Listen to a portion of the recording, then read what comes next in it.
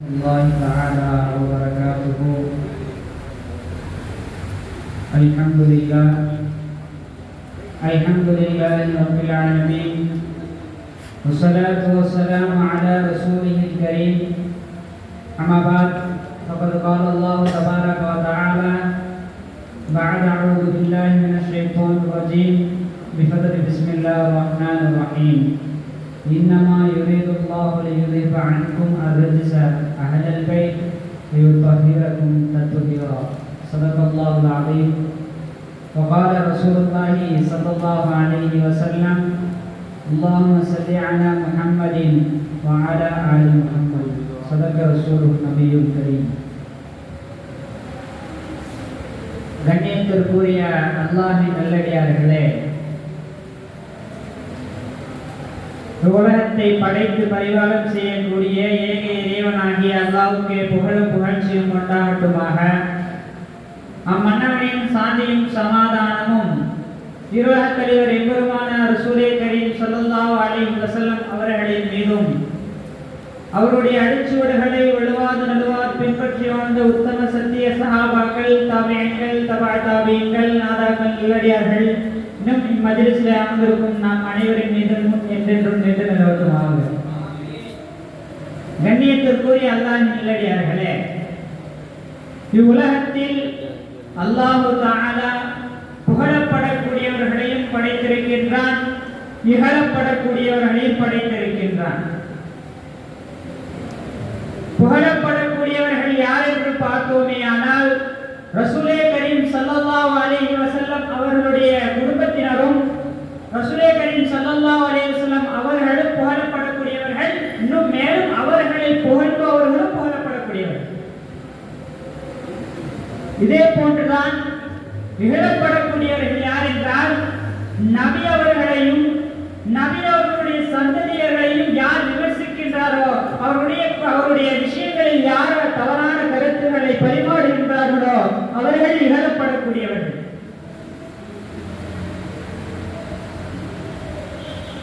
ஏனென்று சொன்னால் ரசூலே கரீம் ஸல்லல்லாஹு அலைஹி வஸல்லம் அவர்கள் சஹாபாக்களுக்கு மத்தியிலே ஒரு முறை சொன்னார்கள்: நான் 2 விஷயங்களை உங்களிடத்திலே விட்டு செல்கின்றேன், அந்த 2ஐயும் நீங்கள் பற்றி பிடித்துக் கொள்ளுங்கள்.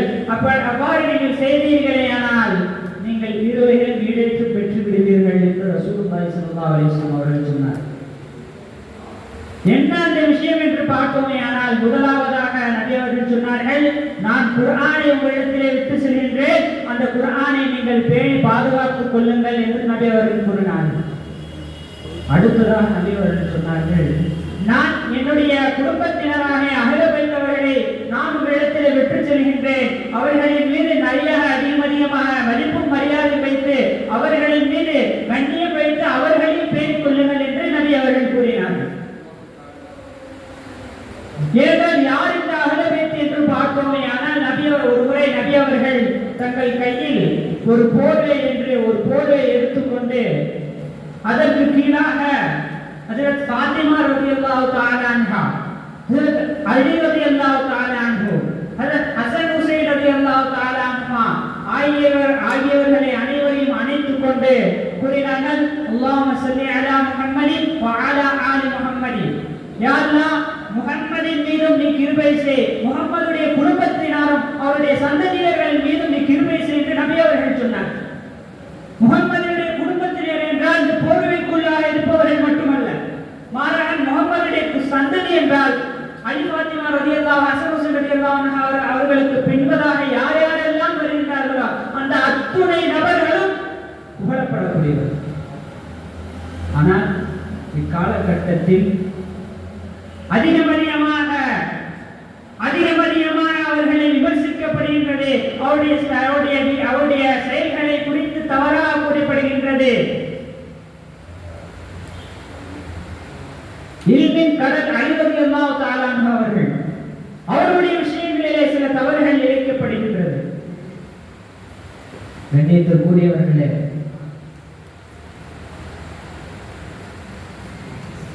ஒருவரை அலி ரலியல்லாஹு தஆலா அன்ஹு அவர்கள் நபி அவர்களுடைய மருமக பிள்ளையான அலி ரலியல்லாஹு தஆலா அன்ஹு அவர்களும் அஹ்லே பைத்தை சார்ந்தவர்கள், அவர்களுடைய விஷயத்திலேயும் விமர்சிக்கப்படுகிறது. இருக்கிறது. நாம் அவர்களை விமர்சிப்பதற்கும் அல்லாஹ் தஆலா நம் அனைவரையும் காத்தருள் புரிவானாக. ஆமீன். சூரத்து தஹர் என்ற ஒரு சூரா உள்ளது. அந்த சூரா முழுவதும் அல்லாஹ் தஆலா அலி ரலியல்லாஹு தஆலா அன்ஹு, ஃபாத்திமா ரலியல்லாஹு தஆலா அன்ஹா ஆகிய இருவருக்கும் அந்த சூரா முழுவதையும் அல்லாஹ் தஆலா இறக்கினார். அந்த சூராவில் சுவனத்தில் இருக்கின்ற எல்லா விஷயங்களையும் அல்லாஹ் தஆலா சொல்கின்றார். சுவனத்தில் கொடுக்கப்படுகின்ற, சுவனத்தில் அணிவிக்கப்படுகின்ற வெள்ளி, தங்கம், இன்னும் அதில் கொடுக்கப்படுகின்ற அனைத்து விஷயங்களையும் அல்லாஹ் தஆலா சூரத்து தஹ்ரிலே கூறுகின்றார். ஒரு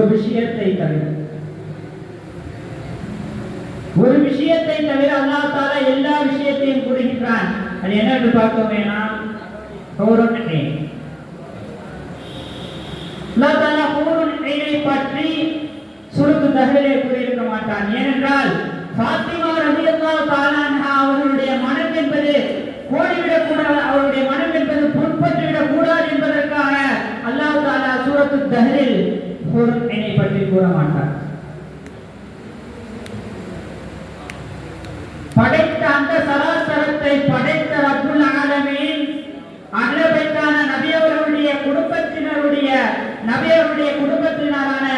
ஃபாத்திமா ரலியல்லாஹு தஆலா அன்ஹா அவர்களை பற்றி அவர்கள் மனம் கோடிவிடக் கூடாது என்பதற்காக வேண்டி சூரத்து தஹ்ரில் எவ்வாறு ஒரு கணவனுக்கு ஒரு மனைவி இருக்கும் பொழுது இன்னொரு மனைவி இருக்கும் பொழுது அந்த மனைவி என்பது பிரியப்பட மாட்டாரோ, அதே போன்று அல்லாஹ் தஆலா ஃபாத்திமா ரலியல்லாஹு தஆலா அன்ஹா அவருடைய மனம் கோடிவிடக் கூடாது என்பதற்காக வேண்டி சூரத்து தஹ்ரில் ஹூருன் ஐனை பற்றி கூறியிருக்க மாட்டார்.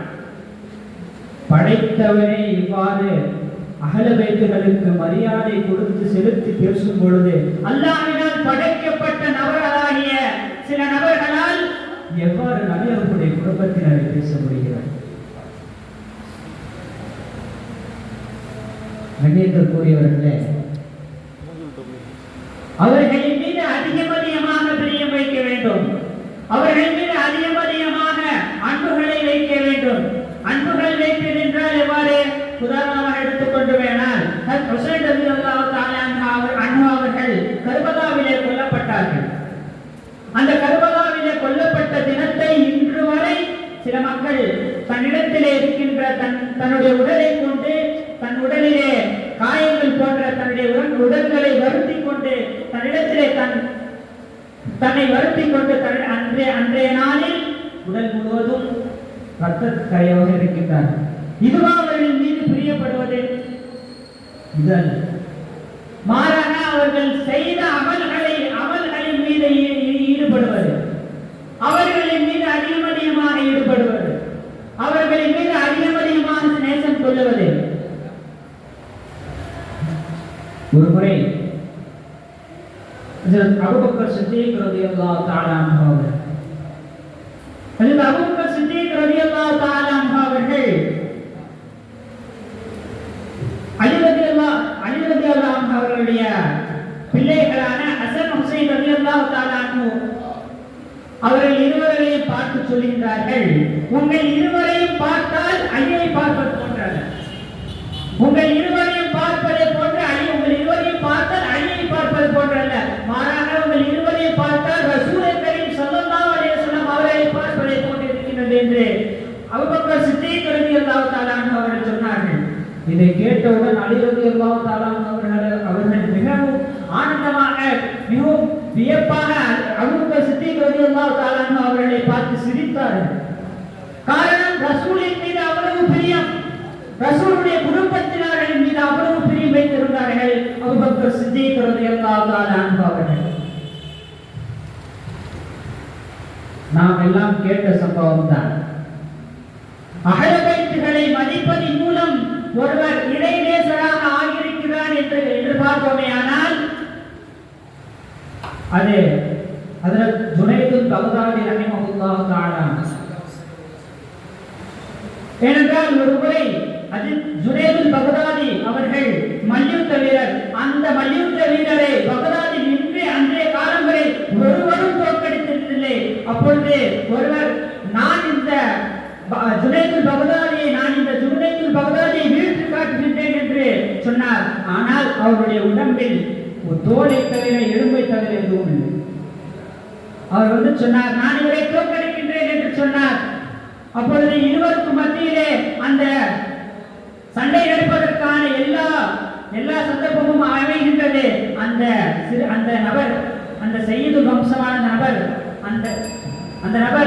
அந்த நபரிடத்தில் ஜுனைதுல் பக்தாதி ரஹிமஹுல்லாஹ் அவருடைய இடத்திலே கூறுவார், நான் சையீது வம்சம், எனக்கு பெண் பிள்ளை இருக்கின்றார்கள், அவர்களுடைய தேவைக்காக நான் இங்கு வந்தேன், நீங்கள் அதற்காக வேண்டி விட்டுக் கொடுங்கள் என்று சொல்லும் போது ஜுனைதுல் பக்தாதி ரஹிமஹுல்லாஹ் அவர்கள் இறக்கப்பட்டு தோற்று விடுவார்கள். தோற்றுவிட்டதற்கு பின்னால் ஜுனைதுல் பக்தாதியை பார்த்து எல்லா மக்களும் பார்ப்பார்கள், ஒரு எலும்பும் தோலுமாக இருக்கின்ற இந்த நபர் எவ்வாறு ஒரு ஜுனைதுல் பக்தாதி ஒரு பைல்வானை தோற்கடிக்க முடியும் என்று மக்கள் எல்லாம் பெரும் பெரும் பெரும் ஒரு வியப்படைந்தார்கள். அதன் பிறகு ஜுனைதுல் பக்தாதி அவர்களிடத்திலே கேட்கப்பட்டது, நீங்கள் எவ்வாறு ஏன் இவரிடத்திலே தோற்று போனீர்கள் என்று கேட்கும் பொழுது ஜுனைதுல் பக்தாதி அவர்கள் சொன்னார்கள், நான் அவரை சந்தித்தேன், அவருடைய காலில் ஒரு விஷயத்தை சொன்னார், நான் அஹ்ல பைத்தை சேர்ந்தவன், நபி அவர்களுடைய குடும்பத்தை சேர்ந்தவன் என்று சொன்னான். நபி அவர்களுடைய குடும்பத்தை சேர்ந்தவருக்கு முன்னால் நான் தோற்றுப்படுவதில்லை, எனக்கு எந்த ஒரு மன கசப்பும் இல்லை, அவர்களுக்கு முன்னால் தோற்பது என்பது எனக்கு மிகவும் ஒரு பெருமைதான் என்று சொல்லி ஜுனைதுல் பக்தாதி ரஹிமஹுல்லாஹ் அவர்கள் தோற்று போனார்கள். அதன் பிறகு அல்லாஹ் தஆலா ஒரு இடத்திலே அவர்களுக்கு மாபெரும் ஒரு ஷேகை காட்டி மாபெரும் ஒரு இமாமாக, மாபெரும் ஒரு ஃபகீஹாக ஆகினார்கள் ஜுனைதுல் பக்தாதி ரஹிமஹுல்லாஹ் அவர்கள். கண்ணியத்திற்குரியவர்களே, வாழ்க்கையில் நாம் யாரெல்லாம் பிரியப்படுவோம், ஆனால் பிரியப்படுபவர்களை பிரியப்பட்டால் இறைவனை வெற்றி பெறுவோம் என்று சொல்லி என்னுடைய நிறைவு செய்கின்றேன். அல்ஹம்துலில்லாஹி ரப்பில் ஆலமீன். அஸ்ஸலாமு அலைக்கும் வரஹ்மத்துல்லாஹி தஆலா வபரகாத்துஹு.